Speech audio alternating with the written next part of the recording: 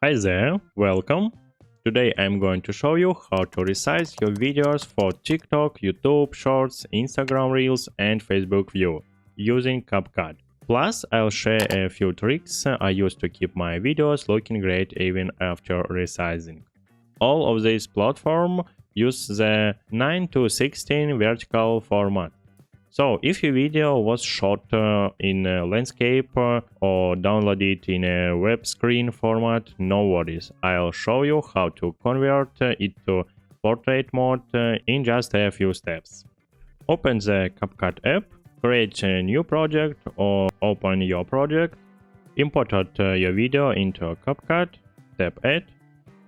As soon as you do, CapCut automatically sets your timeline resolution to match your video, but we can't change that. Make sure no video clips is selected on the timeline. Then scroll to the aspect ratio option. You'll see several choices like for Instagram, for YouTube, and most importantly for Shorts and TikTok. Now just resize the video to fit the frame.